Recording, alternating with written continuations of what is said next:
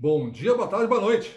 Eu sou o Gustavo Campos, instrutor-chefe do Ressignificando Vendas e vou ser o guia de vocês aqui no Desafio da Liderança Comercial. Esse é um desafio de 5 episódios.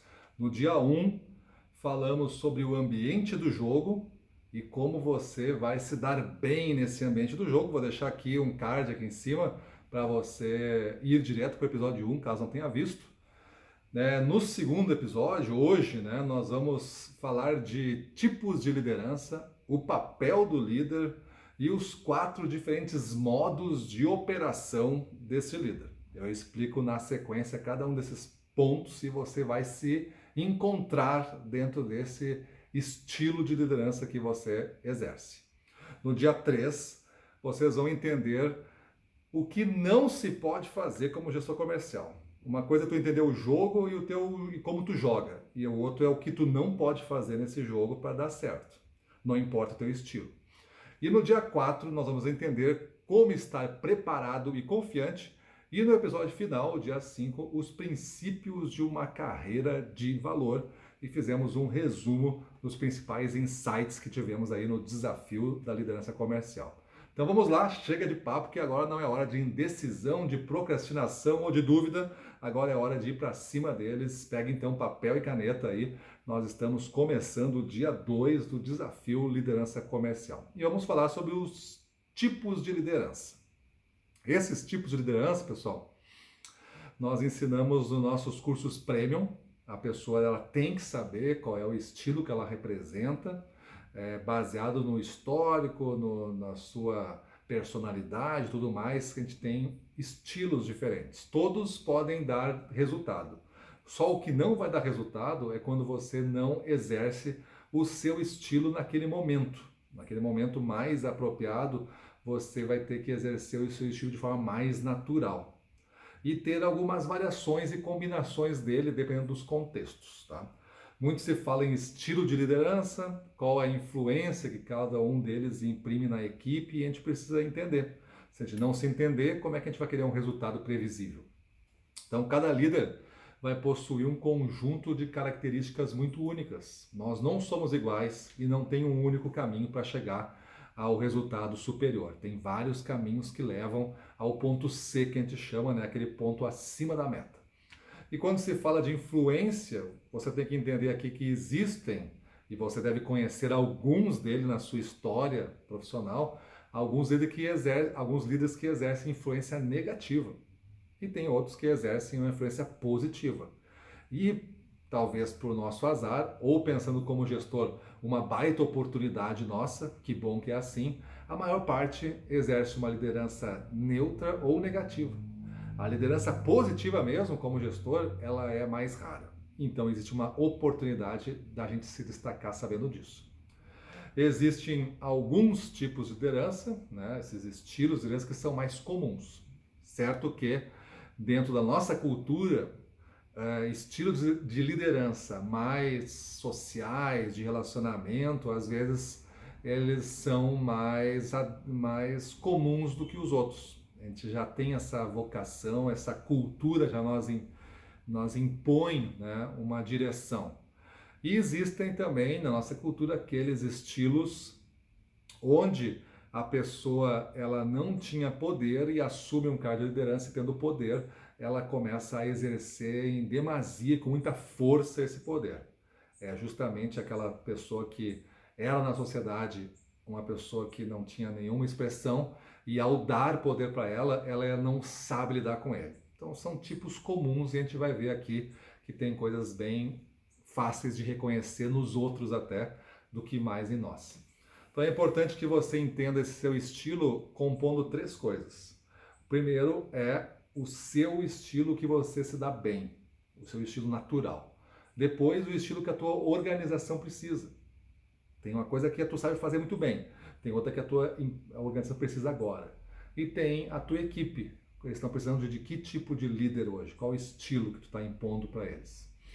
Então, na prática, o que acontece é que não vai existir um estilo melhor de liderança. Vai existir um estilo para um contexto que vai dar um melhor resultado. Então é uma coisa meio maleável, a gente vai ter que ser flexível. A gente tem um núcleo E esse núcleo ele pode assumir posições. Tem a hora que tu mesmo sendo um cargo muito amigão, muito social, tu vai ter que impor. Tu vai ter que te impor, porque se tu não te impor, a gente vai perder o time da oportunidade. E tem outros que o negócio está em conflito, está em confusão, e se tu te impor e exercer poder, o negócio pega fogo e explode. Então tu vai ter que ser muito cuidadoso. Então existem variações do estilo, tá? Então você como líder vai precisar se adaptar conforme essa situação vai exigindo. Então vamos ver quais são os estilos. O primeiro é o autocrata. Anota aí para ti, autocrata. Autocrata é aquele que você deve já ter passado na mão de um líder autocrata. É aquele que lidera pela força da autoridade. Ele diz que ele é o chefe, às vezes ele usa essa expressão mesmo, eu sou o chefe, eu que mando aqui, né? Tem uns que mandam, tem outros que obedecem, então o cara tem uma série de expressões para justificar que ele decide. E quase nada é decidido, por menor que seja, com as pessoas da equipe, somente com ele. Ele centraliza muito o poder. Ele enxerga todo mundo peças da engrenagem e ele é a grande máquina que faz essa engrenagem girar. Ele é o combustível dessa engrenagem e o resto do mundo é peça. Esse líder autocrático dificilmente se interessa pelas opiniões e dificilmente abre um processo de decisão para o grupo. Ele tem as opiniões dele, ele até ouve um ou outro que ele ouve, assim, às vezes a gente diz que são os caras mais puxa-saco do chefe e tal, mas enfim, ele ouve alguns próximos, mas ele não dá muita bola para essas opiniões, mas ele forma dele, decide e aí comunica. Esse é um líder autocrata. Então você vê se você faz parte dele. Você já consegue entender que em alguns momentos o líder autocrata é necessário, principalmente em épocas caóticas, de crise forte, que se tu não tomar decisão agora, o barco afunda com tudo. Então é necessário um cara que centraliza a autoridade e o poder para passar nessa onda aqui, nessa maré ruim, nesse mar agitado. Eu tenho que passar e tem que ser um líder que tome as decisões certas, ou então o barco vira com todos. Líder democrático, quase um outro oposto dele, né? O líder democrático, ele encoraja essa troca de ideias. Ele busca a participação do grupo, né? Ele atua muito como um facilitador. É ele que toma a decisão, ele é o líder, ele é o responsável, mas ele gosta de compartilhar, de ouvir todo mundo. E entre o problema e a decisão, ele coloca todo mundo a bordo e discute. Ele busca muito a obtenção de um consenso nas discussões. E na liderança dele, as equipes são sempre bem valorizadas. Os membros da equipe são bem valorizados igualmente. Ele ouve desde o novato até o veterano. Ele quer ver perspectivas diferentes. Isso é um líder democrático. Então a gente viu o autocrata democrático, né? Tem uma palavrinha agora, você vai botar aí como sem interferência. É um líder, é o estilo sem interferência. Esse é o nome traduzido. Ele é o nome que está na teoria que a gente buscou, esses estilos de liderança, é laissez-faire. Laissez-faire é uma expressão, né, que diz mais ou menos isso, é deixar ir, deixar livre, sem interferência. Então esse é o estilo sem interferência. Para nós vai ser esse o nome, tá? Sem interferência. Mas saiba que ele é mundialmente mais conhecido como laissez-faire, ou deixa correr, deixa livre. Então ele é um estilo de liderança muito comum nas nossas empresas aqui. É um líder que não interfere na execução das tarefas. Ele dá um objetivo, ele dá os recursos e delega totalmente a operação. Não se envolve. Só quer saber do resultado. Geralmente são os líderes comerciais mais antigos até, que não exerciam a gestão que multiplica, que a gente chama, a gestão profissional que a gente ensina nos nossos cursos, né? Ele era um cara que era responsável por fazer a coisa funcionar. Então ele era o dono da máquina ali, ele se ocupava daquilo ali. Mas como ele não podia se ocupar de cada região, ele não ia a campo, ele não se envolvia nos teus clientes, ele não sabia do que estava acontecendo na concorrência local, ele tratava todo mundo igual, né? Delegava um projeto, metas, delegava recursos, cada um faz o melhor que pode, no final do mês me apresenta um número aí. Mais ou menos uma coisa bem tranquila de se lidar, mas hoje em dia talvez difícil de obter resultados superiores. Mas existem equipes, principalmente aquelas que estão em alta performance, estruturadas já com uma maturidade elevada, onde esta autonomia é até bem-vinda. Quando tu chega num certo nível, tu quer uma autonomia para impor o teu estilo e não ficar só seguindo uma regra. Tu não vai fugir da regra, mas a regra tem uma banda e tu pode optar como fazer. Tu quer impor a tua assinatura no mercado. Então, em algum momento, tu precisa ser conduzido, em outro momento, tu quer andar sozinho, em outro momento, tu está pronto para ensinar outros até. Então, o laissez-faire ele se adequa em alguns desses momentos e contextos. Tá? O principal papel do líder que trabalha no estilo sem interferência é delegar e garantir que todo mundo saiba para onde vai e que tem os recursos para fazer. Então, uma vez atribuídas essas tarefas, todo mundo entendido, ele se retira do jogo e deixa de se envolver. Ele quer o resultado disso. Então, é um estilo que permite que cada um atue, né, e seja responsável pelo sucesso ou pelo fracasso, totalmente responsável, porque ele não está atuando com vocês. Então, geralmente acontecem conversas depois de você ser o culpado porque você não atingiu a meta, ou você ser o herói porque você bateu a meta. É sempre você no jogo. Então, o líder coach agora, nosso quarto estilo agora, coach, né? Então, passamos ali por autocrático, democrático, sem interferência, agora o coach. É um líder que possui uma habilidade de ensinar e treinar os seus subordinados. Ele é coach, coach é treinador, a palavra significa treinador. Então, ele ensina e treina, cada um no que ele precisa. Ele prepara as pessoas individualmente. É um cara que valoriza muito isso, treinamento, reuniões com ensinamentos, melhorar as pessoas, deixá-las mais confiantes em saber fazer. Ele está preocupado em como tu faz as coisas e como tu pode fazer melhor. Esse é o líder coach. O nosso quinto estilo a gente chama de talento emergente. Então esse é o quinto estilo, talento emergente. Por que isso? Porque é um estilo que vai ser usado quando existe uma grande resistência na equipe para aceitar uma nova liderança. E aí tu pode adotar esse estilo, talvez temporariamente, até tu furar essa resistência. Mas é uma abordagem de troca de favores. Existe a equipe, vamos dizer que tu está assumindo uma equipe que é veterana, que gostava muito do gestor, que foi para outra empresa. E aí ficou, agora tu é o cara que vai assumir a gestão. E a equipe está fechada com outro gestor, não gostou da decisão, não gostou de não ter ele como nosso gestor aqui, mas enfim, tu vai ter que assumir e eles estão resistentes às tuas ideias, porque tu faz diferente do outro. E eles gostariam que fosse uma cópia do outro. E como tu não faz isso, eles estão resistentes. É uma abordagem, então, de tu fazer um favor para um, ele fazer um passinho para ti, fazer um favor, tu vai trocando favores e vai modelando e vai compondo uma confiança e tu vai sendo aceito e aí tu impõe teu estilo. A missão do líder de talento emergente é desenvolver, manter e reparar relacionamentos. E existem relacionamentos ali que estão em guerra, uma resistência de aceitação dessa liderança, que no caso é você, e você vai usar o estilo talento emergente. Tá? Não é só para quem está começando. Tu pode ter veterano, mas tu pode entrar numa equipe resistente. Aí tu adota temporariamente o estilo combinado com o seu, mas o talento emergente de troca de favores. Depois tem o estilo militar. O estilo militar já é fácil a gente entender. É aquele de natureza competitiva, tem concorrentes bem definidos, são os nossos inimigos. Ele faz estratégias, ele faz planos, ele faz campanhas para a gente vencer, para a gente atacar essa concorrência e conquistar os mercados, a participação de mercado. Então, o líder militar ele tem essa visão do planejamento, essa valorização do planejamento, a identificação de inimigos e muita competição, muita guerra mesmo. É vencer palmo a palmo do mercado, percentual por percentual, é uma natureza militar. A natureza, o outro estilo agora, o servil.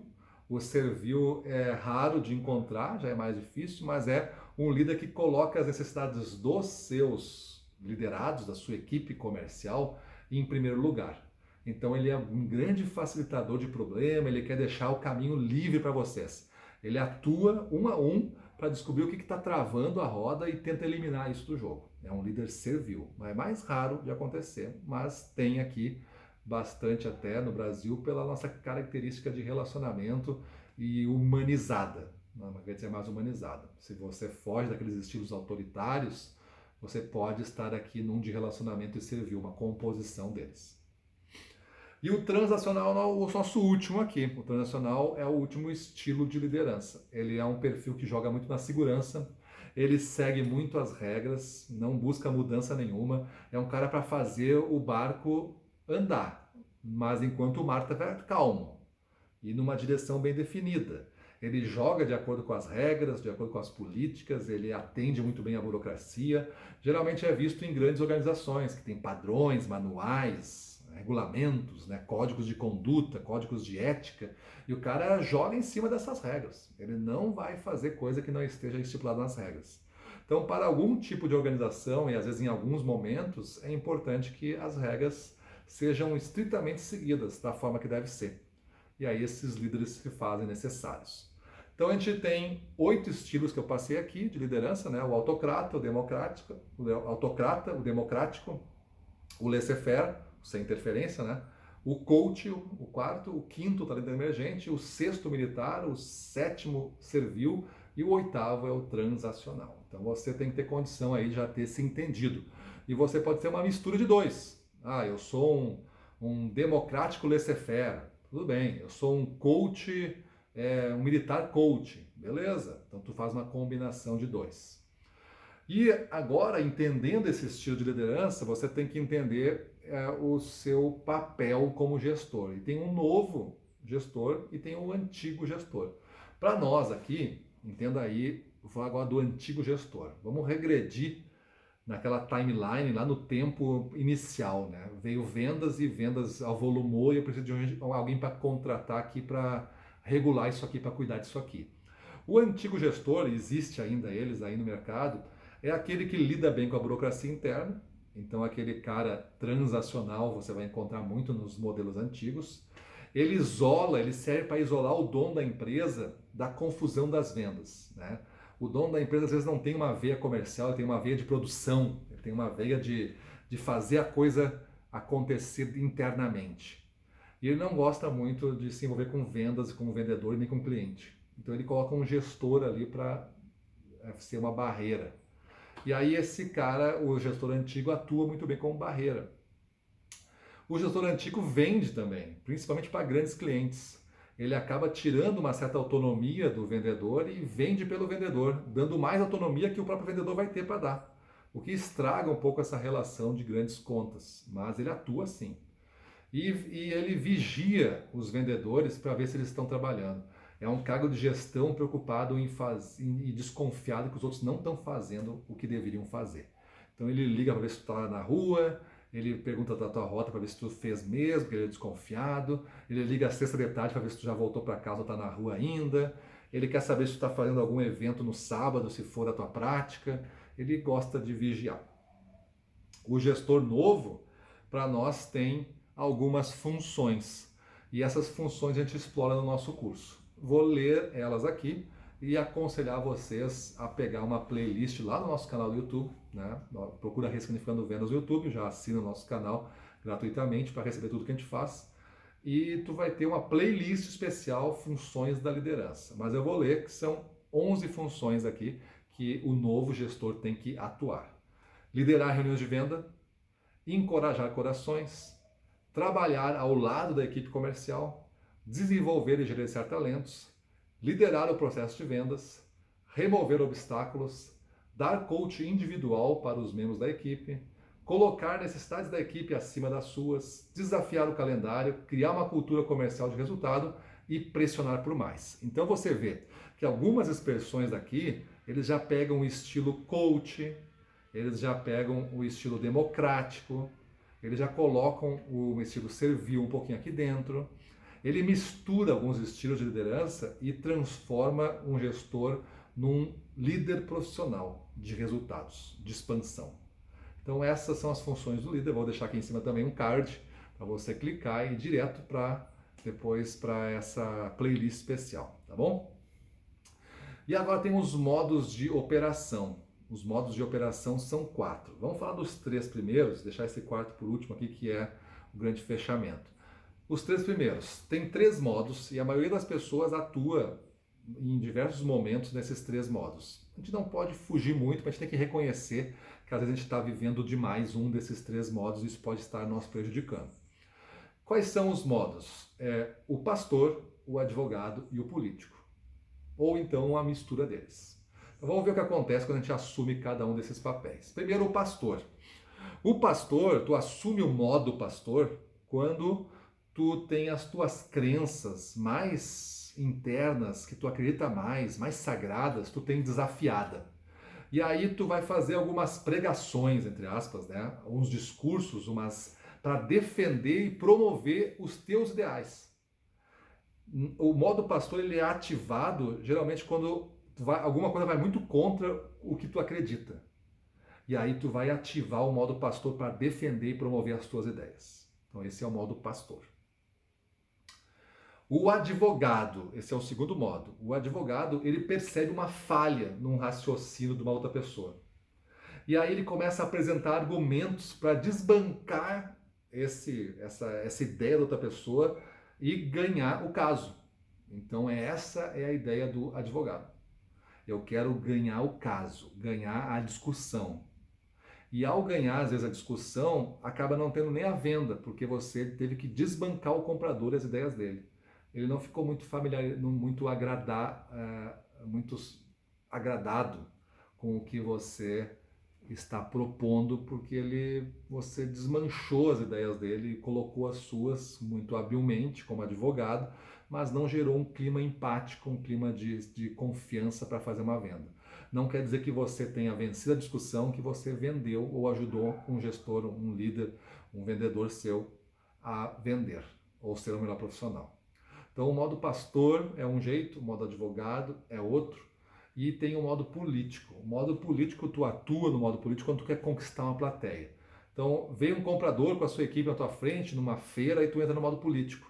Tu quer conquistar eles, tu começa a fazer uma campanha de como a tua empresa é boa, de como teus produtos são bons, de como tu é o melhor vendedor de todos, e tu começa a tentar conquistar para que eles ouçam um discurso de vendas ou ouçam uma proposta de negócio tua ou ouçam uma necessidade de treinar um vendedor e tu está querendo conquistar todos os vendedores para adotarem o treinamento. E aí tu está no modo político.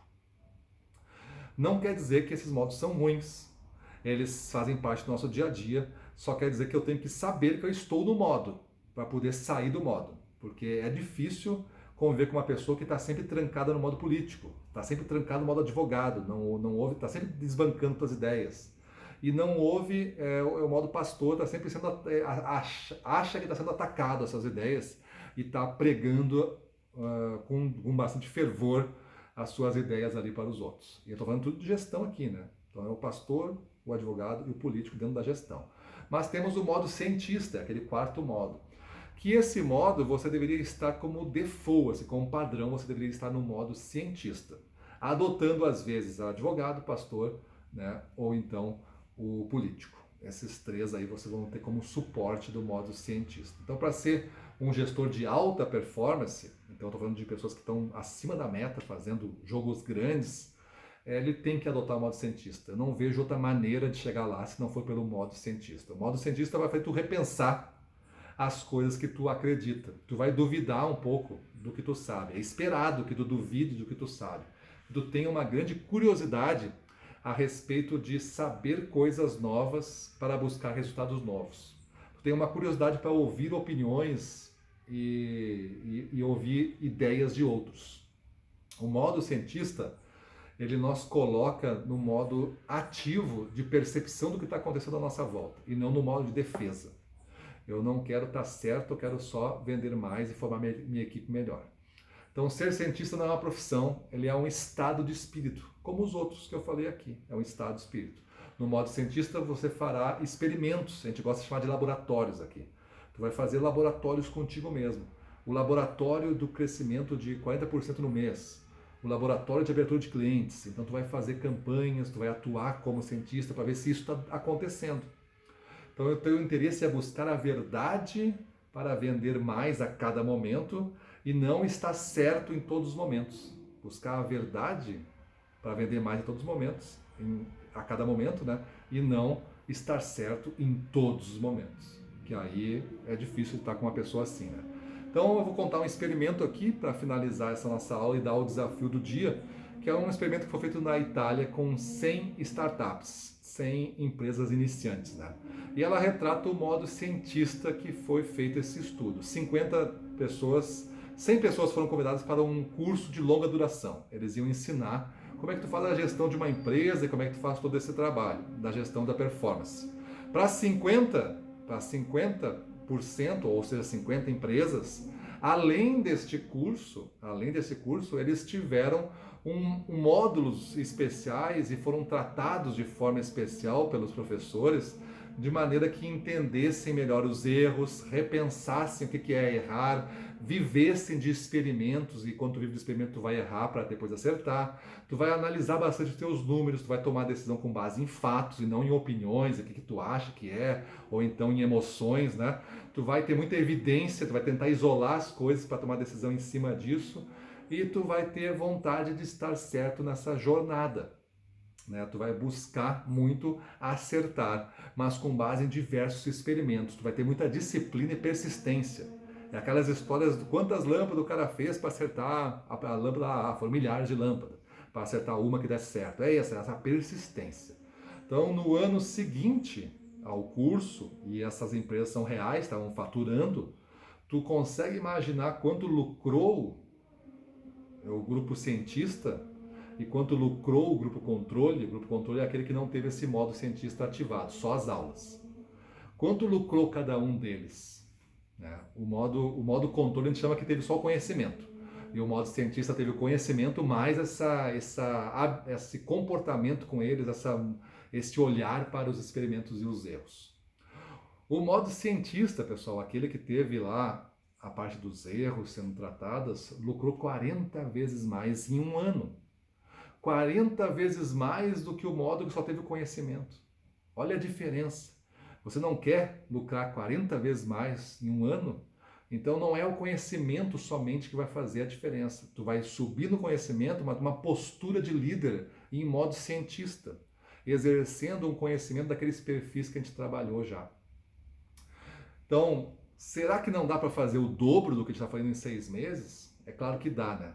Dá para fazer o dobro, a gente viu nessa experiência, você tem que ter um conhecimento novo e adotar uma postura de cientista. E fugir de duas coisas. O viés de confirmação é uma delas. O que é o viés de confirmação? É a pessoa ver o que espera ver. O viés de confirmação é isso. Eu estou vendo só o que eu espero ver. E a segunda coisa que você tem que fugir é o viés de desejabilidade. A pessoa vê o que quer ver. Então esses são dois viés. Viés são coisas que te tiram da rota. Um é de confirmação, tu vê o que tu quer ver, e o outro é de desejabilidade, tu vê o que tu quer ver, não é o que tu espera ver, né? É o que tu quer ver. Então esses dois viés controlados, a gente com a mente aberta do modo cientista, sabendo o nosso estilo de liderança, a gente vai se tornar um líder muito mais moderno, exercendo aquelas 11 funções novas que você vai aprender cada uma delas lá na nossa playlist. Então pensar como cientista exige mais do que deixar a mente aberta, é ter a mente aberta ativamente. Eu estou em busca de estar certo, de encontrar a solução. Então exige procurar motivos pelos quais tu pode hoje estar errado. E isso é uma abertura muito difícil de acontecer. Eu quero saber por que eu estou errado e o que eu estou contribuindo para não alcançar a meta ou superar a meta. E tu vai ouvir opiniões, vai ter muita curiosidade para isso. Então, o propósito de aprender aqui não é confirmar as nossas crenças dentro do modo cientista, e sim fazê-las evoluir. Eu não quero confirmar que eu estou certo, eu quero evoluir como profissional. E essa é a proposta do modo cientista, essa é a proposta do Ressignificando Vendas, no que ele faz para os gestores comerciais. E agora o exercício, para a gente finalizar hoje, o exercício que você vai ter que fazer no dia 2 do desafio. Tu vai refletir. Vou ler aqui, depois eu coloco no descritivo, tá? Essa leitura que eu vou fazer, eu vou botar no descritivo do vídeo. Você vai refletir, buscando fatos do seu passado recente, sobre qual é o seu tipo mais característico de liderança, escolhendo entre as 8 apresentados, aquele que mais lhe representa. Então, após ter escolhido o tipo de liderança, daqueles 8, ou uma dupla deles, né? Que nem signo assim, né? Militar, servil, como eu falei, essa coisa desse tipo, você vai responder: este perfil de líder é natural para ti? Você consegue ser autêntico nesse estilo de liderança? Segunda pergunta: Esse estilo de liderança se adapta à situação atual da sua equipe de vendas? Então esse estilo ele consegue ser o que a equipe precisa? E o terceiro, como você pode acionar o modo cientista para se tornar um líder mais eficaz? Como é que tu pode fazer isso? Acionar o modo cientista. Beleza? É uma reflexão, uma autorreflexão com 3 perguntas. Então aqui fechamos o desafio 2, né? Faça um exercício com a mente aberta, de forma mais sincera possível. Amanhã, no nosso terceiro dia do desafio, vocês vão entender o que não fazer como gestor comercial. Então não percam a aula, participem aí no chat bastante, né? Deixem suas opiniões, cliquem no botão aí de curtir se você está gostando dessa nossa série, para nos ajudar a fazer com que esse conteúdo chegue a mais pessoas possível. E amanhã, então, eu vou falar sobre os erros mais comuns que um gestor comercial comete e que você precisa saber para não cometer. É isso aí, vamos para a rua, na frente dos clientes, domínio total, vamos para cima deles.